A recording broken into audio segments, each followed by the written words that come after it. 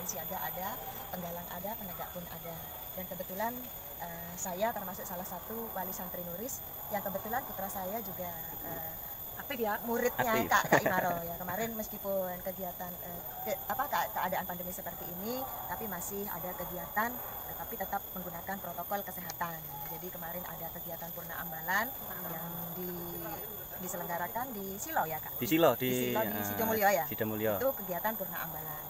Jadi, yang waktu itu Kak Ditra sudah pasang tenda-tenda itu, ada kegiatan yang udah masuk di YouTube itu kan?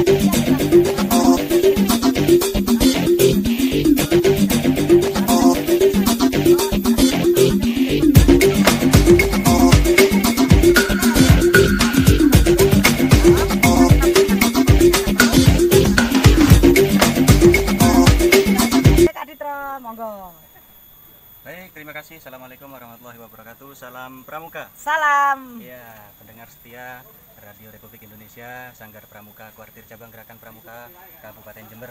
Di sini kita sedang siarannya unik sekali, yaitu di atas rumah pohon di daerah Pusdiklat Cap Argapura Jember. Lumayan juga untuk menghilangkan penat. Di sini tempatnya gratis. Selain gratis juga banyak sekali permainan-permainan yang memang kita sediakan untuk umum, utamanya ada yang ada di gugus depan. Kalau mau mengadakan kegiatan bisa izin dulu ke Pusdiklat Cap Argapura Jember. Berkaitan dengan kegiatan kepramukaan, karena memang kepramukaan di seluruh Indonesia itu masih dalam kondisi PSBB di bulan Januari ini, namun ada yang lebih unik lagi karena saya sendiri di gugus depan saya kebetulan pondok pesantren. Jadi sejak awal memang kita aktif masuk, bahkan kegiatan kepramukaannya pun di dalam, karena memang tidak ada orang luar yang bisa masuk. Artinya wali murid yang wali murid yang kepingin ketemu sama siswanya tidak diperkenankan. Kalau mau ngirim cukup di petugas di depan, karena memang tidak ada tidak ada kegiatan orang luar yang bisa masuk ke dalam. Sehingga kegiatan-kegiatan pembelajaran itu juga kolaborasi antara daring dan luring. Berarti Kak Ditra ya, siswa kan tidak pulang ya? Siswa tidak pulang. Berarti tetap kayak di karantina gitu ya? Jadi betul. Orang nggak bisa keluar masuk kan? Yang sudah di dalam, betul. Yang di luar gitu Kak Ditra ya? Tapi aman kan? Alhamdulillah sampai saat ini di Pondok Pesantren Nuris itu masih dalam kondisi aman, karena memang saat liburan setelah masuk ini juga ada melalui protokol dan lain sebagainya. Alhamdulillah sampai saat ini masuknya juga tidak ada masalah, di dalam juga tidak ada masalah, sehingga kegiatan kepramukaan pun bisa dilaksanakan sebagaimana mestinya. Tapi juga hasil-hasil kegiatan itu saya dokumenkan Kak Pur, sehingga karena memang tugas dari seorang pelatih itu kan harus minimal punya channel YouTube. Gitu ya. Itu yang saya manfaatkan untuk aku yang selalu like duluan tuh ya. Aku selalu like duluan ini.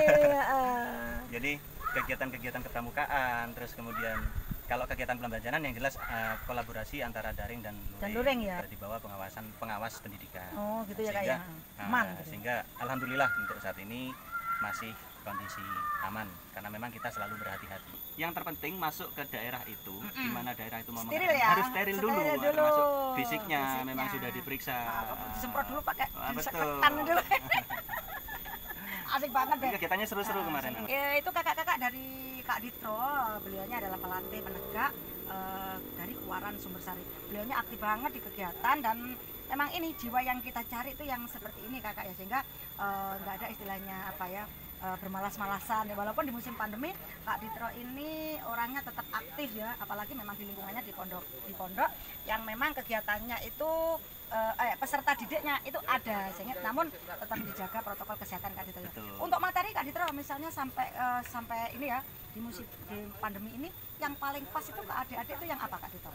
yang untuk penegaknya ya, kan yang untuk penegaknya ya. Nanti kan untuk penggalangnya yang paling pas sudah dijelaskan oleh Kak Subi. Iya. Monggo Kak Ditro. Kebetulan gini, kemarin karena kita tidak nutut untuk melaksanakan kegiatan Pramuka Garuda, jadi di Nuris itu kemarin tetap penegaknya. Jadi kita apa namanya, kita selesaikan TKK-nya dulu. TKK ya. Ya, karena memang SKU-nya sudah selesai, ada yang laksana. Yang laksana sudah ada.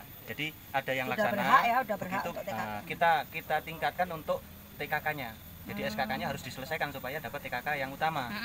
Karena untuk syarat untuk Pramuka Garuda kan harus memiliki apa namanya TKK tingkat utama.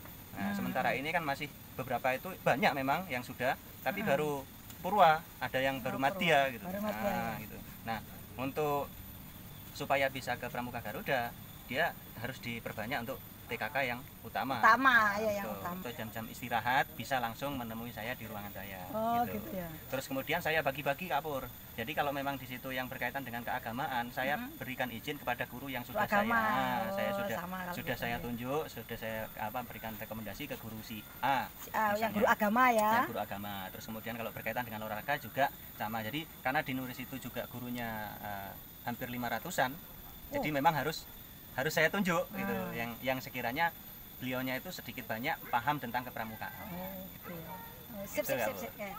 Wah, ini satu lembaga gurunya ada 500. Sekolahnya kayak apa gedenya? Kalau saya di SD saya itu ada 22 rombel. Tapi gurunya ya hanya nggak sampai 30 personel kita itu 37. Namun tidak semuanya juga memahami tentang kepramukaan. Sehingga saya sama dengan Kak Ditro. Jadi kalau memang uji SKU itu ya bahkan orang tua sekarang saya serahkan, nggak apa-apa kan? Kalau orang tua misalnya TKK-nya yang berhubungan dengan keluarga, misalnya menata meja makan, memasak. Kalaupun TKK yang ini pengumandangan suara azan atau mengaji, saya serahkan ke ustadznya itu. SKU-nya dibawa aja ke waktu ngaji gitu. Karena memang mungkin ada kesulitan Kak Pur di beberapa gugus depan itu karena dia tidak memiliki gugus depan di bawahnya. Sedangkan syarat untuk menjadi Pramuka Garuda minimal dia memiliki kemampuan untuk menjadikan adik didik. Kalau misalnya penegak minimal dia penggalang, mendidik penggalang untuk bisa menempuh TKK yang dia tempuh. Gitu ya. Jadi membimbing adik-adik tingkatan di bawahnya untuk bisa menempuh TKK yang dia tempuh saat itu. Harus jadi agak berat untuk bisa menjadi punya TKK yang utama. Gitu. Nah, untuk di Nuris tidak sulit. Kenapa? Karena memang penggalangnya ada, siaganya juga ada.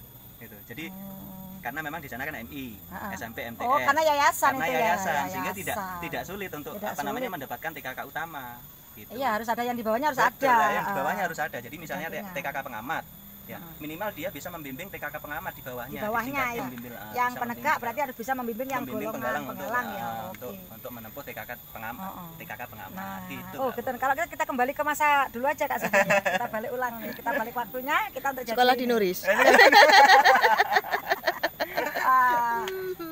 Ini sehingga kegiatan kita walaupun di musim pandemi ini tetap berjalan, tetap semangat anak-anak walaupun kendalanya itu ada, namun kabila tetap berlalu seperti itu. Wah, ini Kak Ditro udah banyak cerita. Sekarang ganti Kak Subu ini. Penegak kalau di Nuris memang satu yayasan, mulai dari siaga ada, penggalang ada, penegak pun ada. Dan kebetulan saya termasuk salah satu wali santri Nuris yang kebetulan putra saya juga aktif ya, muridnya Kak Imaro ya. Kemarin meskipun kegiatan keadaan pandemi seperti ini, tapi masih ada kegiatan, tetapi tetap menggunakan protokol kesehatan. Jadi kemarin ada kegiatan Purna Ambalan yang diselenggarakan di Silo ya Kak. Di Silo di Sidomulyo ya. Sidomulyo. Itu kegiatan Purna Ambalan. Jadi, yang waktu itu Kak Ditro sudah pasang tenda-tenda itu ada kegiatan yang udah masuk di YouTube itu kan? Iya. Aku udah like. Jadi itu kakak-kakak kegiatan kita ketika di masa pandemi tetap menggunakan protokol kesehatan, tetap jaga kesehatan, minimal 3M ya, sering mencuci tangan, menggunakan masker dan menjaga jarak.